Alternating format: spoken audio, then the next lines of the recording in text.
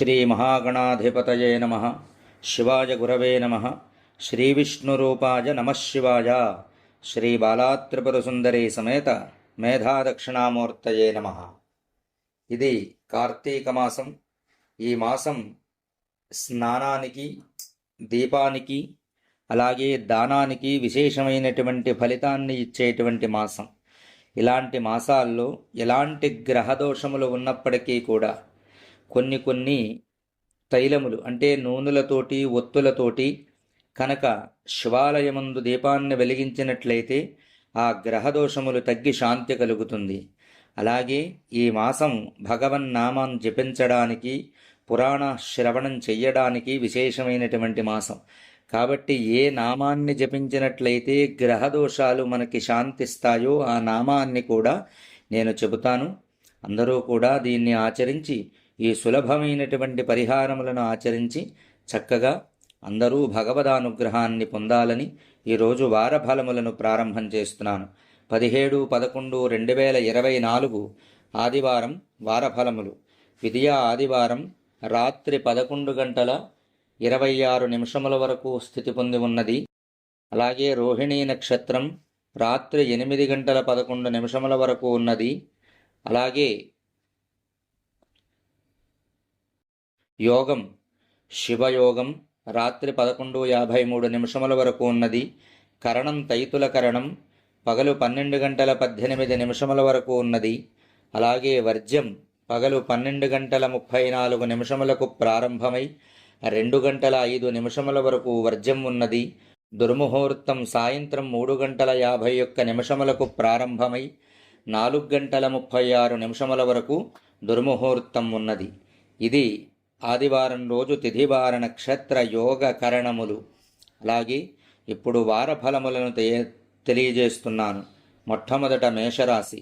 మేషరాశి వారికి వ్యయమందు రాహువు, చతుర్థమందు కుజుడు స్థితి పొంది ఉన్నాడు. కాబట్టి అనవసరమైనటువంటి ప్రయాణములు, దుష్టజన సహవాసము, అలాగే కలహములు, భూ విషయముల యందు, గృహ విషయముల యందు, అలాగే ఇంట్లో కుటుంబ కలహములు, అలాగే వాహన సంబంధమైనటువంటి విషయముల యందు రుణములు చేయవలసి రావడం, ఇటువంటి విషయములు కనపడుచున్నవి. కాబట్టి వీరు మొట్టమొదట కుజుడు యొక్క అనుగ్రహాన్ని పొందడానికి ఓం కార్తికేయాయ నమః అనేటువంటి నామాన్ని రోజుకి 27 సార్లు జపిస్తూ, వీరు మంగళవారం రోజున నువ్వుల నూనె, ఎర్ర ప్రమిద, ఎర్రటి ఒత్తు తీసుకుని ఉదయం 6 గంటల నుంచి 7 గంటల లోపు కానీ, సాయంత్రం 6 గంటల నుంచి 7 గంటల లోపు కానీ స్నానం చేసి శివాలయంలో దీపాన్ని వెలిగించినట్లయితే వీరికి మంచి జరుగుతుంది. అలాగే రాహువు యొక్క అనుగ్రహాన్ని పొందడానికి ఓం దుర్గాయై నమః అనేటువంటి నామాన్ని 27 సార్లు జపిస్తూ నల్లటి ఒత్తి తీసుకుని అష్టమూలికా తైలాన్ని తీసుకుని శనివారం రోజున ఉదయం 6 గంటల నుండి 7 గంటల లోపు కానీ, సాయంత్రం 6 నుండి 7 లోపు కానీ ఈ దీపాన్ని శివాలయంలో వెలిగించినట్లయితే వీరికి మంచి జరుగుతుంది. శివాలయం లేనటువంటి వారు తులసికోట దగ్గర శివుని యొక్క చిత్రపటాన్ని పెట్టి వెలిగించిన వీరికి గ్రహదోషం తొలగుతుంది. వీరు మంగళవార నియమాన్ని చేయడం మంచిది. అనంతరం వృషభరాశి. వృషభరాశి వారికి ప్రస్తుతం జన్మమందు గురుడున్నాడు కాబట్టి శారీరక బాధ, స్థానచలనం, ధన వ్యయం కనపడుచున్నది. కాబట్టి వృషభరాశి వారు ప్రస్తుతం ఓం మేధాదక్షిణామూర్తయే నమః అనేటువంటి నామాన్ని జపిస్తూ తామర ఒత్తులు 5 కలిపినటువంటి తామర ఒత్తులు ప్రమిదలు వేసి ఆవు నేతితోటి దీపాన్ని ఉదయం 6 నుంచి 7 గంటల లోపు, సాయంత్రం 6 నుంచి 7 గంటల లోపు శివాలయంలో కానీ, ఇంటి వద్ద తులసి కోట వద్ద కానీ దీపాన్ని వెలిగించడం చేత వీరికి మంచి జరుగుతుంది. గురువార నియమాన్ని పాటించడం వీరికి చాలా యోగ్యప్రదం. అనంతరం మిథున రాశి. మిథున రాశి వారికి 12వ ఇంట గురుడు స్థితి పొంది ఉన్నాడు. అలాగే 4వ ఇంట కేతువు స్థితి పొంది ఉన్నాడు. కాబట్టి వీరికి అధికమైనటువంటి ఖర్చు, అధికారులతోటి ఇబ్బందులు, అదేవిధంగా స్థానచలనము, ఉద్యోగంలో మార్పులు కనపడుచున్నవి. చతుర్థమందు కేతువు ఉన్నాడు కనుక గౌరవానికి కూడా నష్టం కలిగేటువంటి అవకాశం కనపడుతోంది. కాబట్టి జాగ్రత్తగా ఉండడం అవసరం.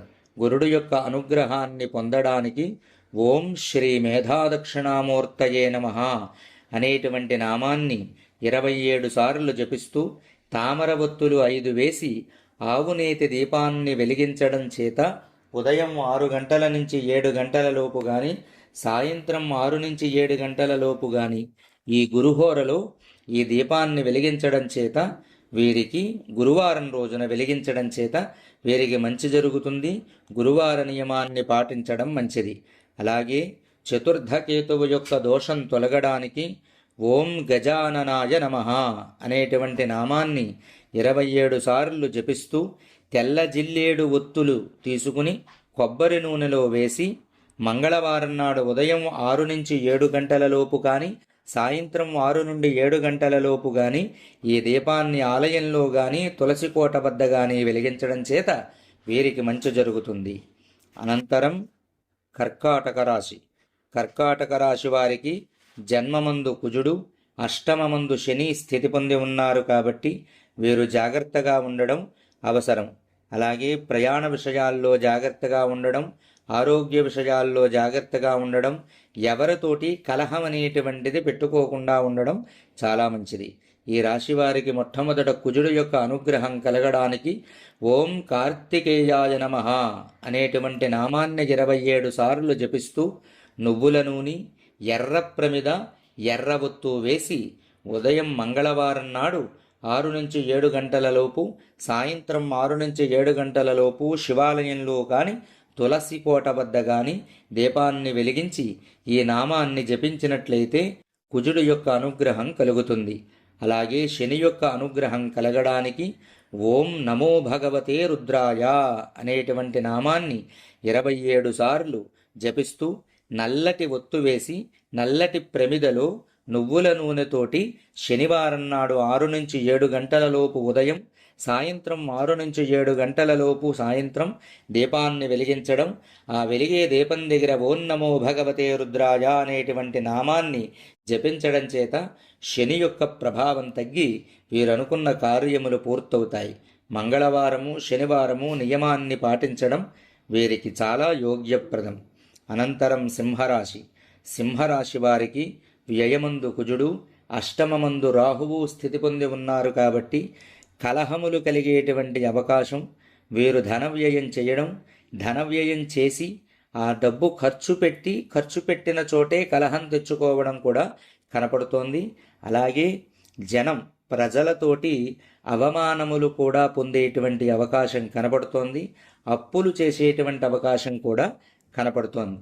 కాబట్టి ఈ రాశివారు ఓం కార్తికేయాయ నమః అనేటువంటి నామాన్ని 27 సార్లు జపిస్తూ నువ్వుల నూనె, ఎర్ర ప్రమిద, ఎర్రవత్తు వేసి శివాలయంలో కానీ, తులసి కోట వద్ద కానీ ఉదయం 6 నుంచి 7, సాయంత్రం 6 నుంచి 7 గంటల లోపు ఈ దీపాన్ని వెలిగించి ఆ దీపం దగ్గర ఈ నామాన్ని జపించడం చేత వీరికి చాలా మంచి జరుగుతుంది.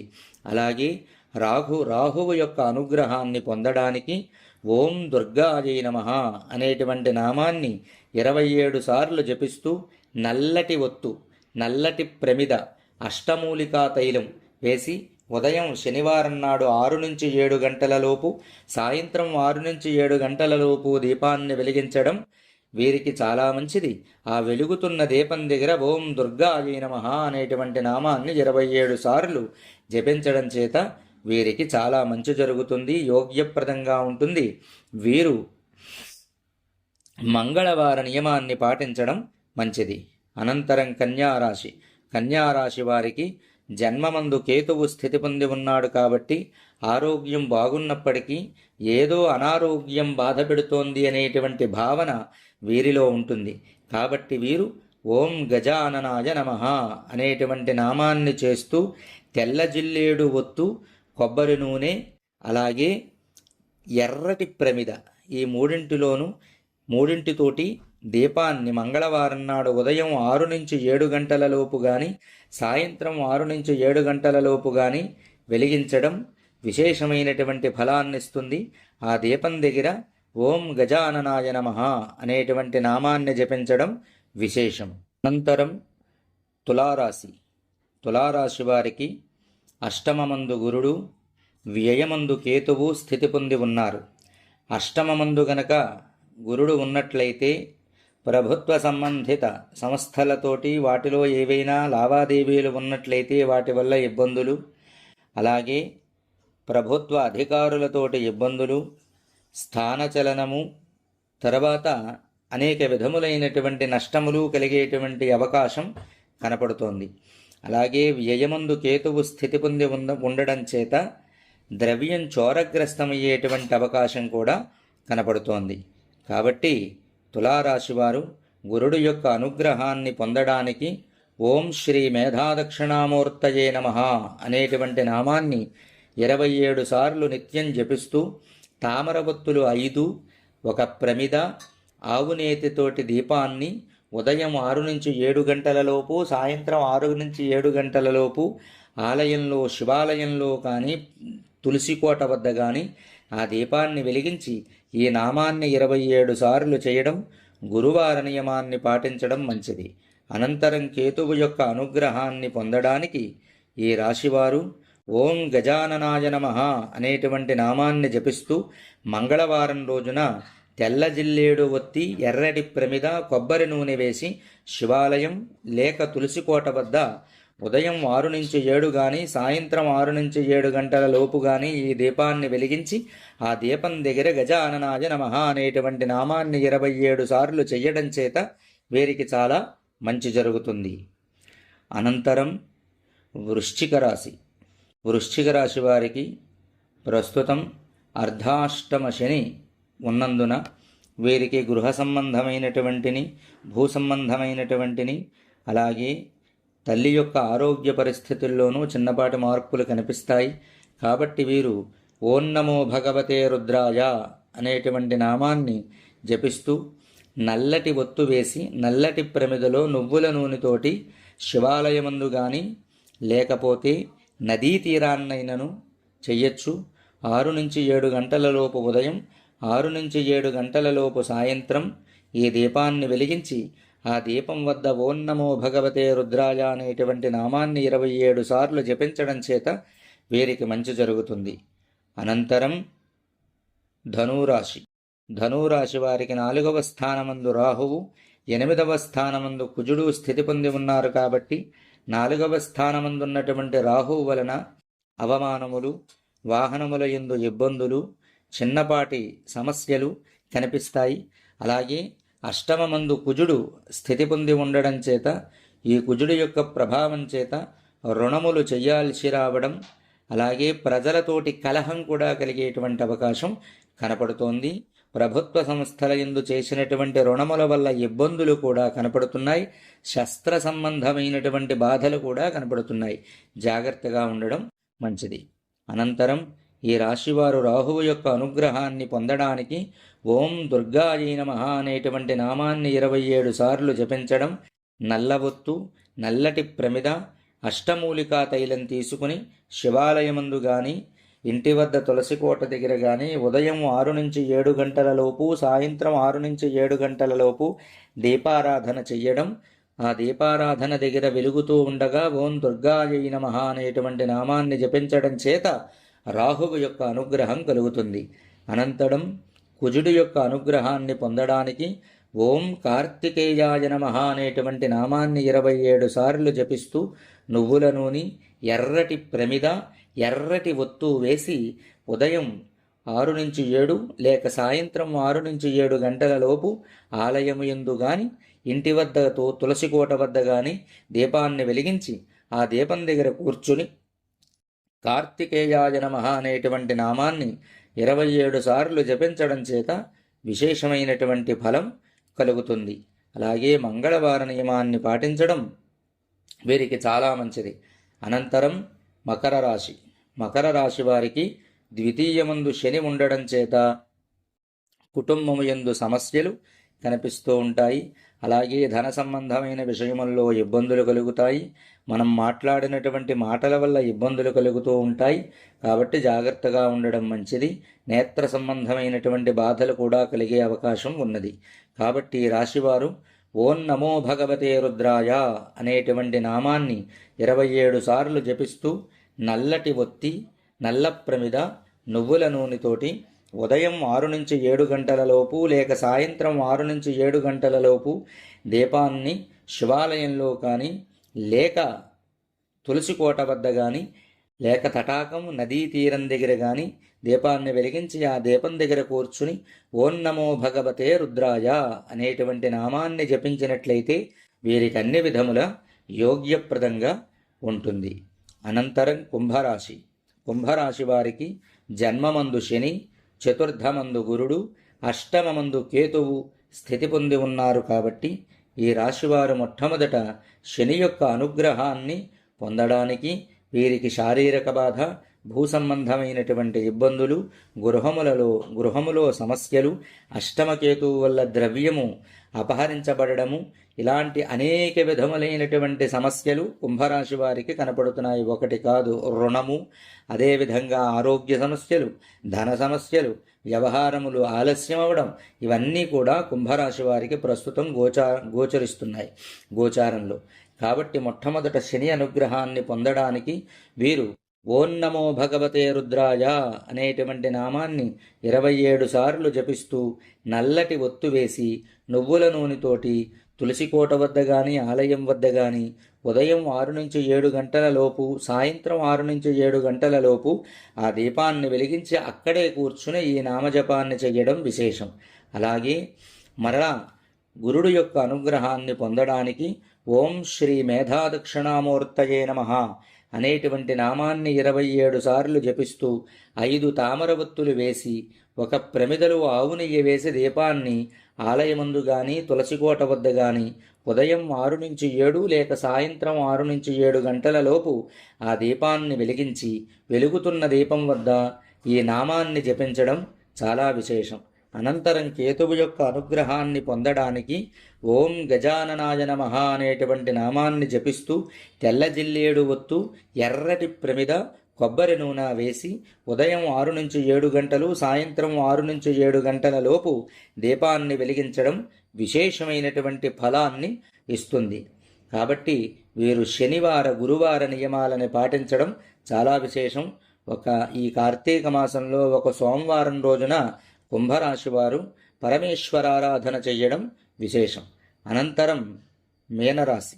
మీనరాశి వారికి జన్మమందు రాహువు, వ్యయమందు శని స్థితి పొంది ఉన్నారు.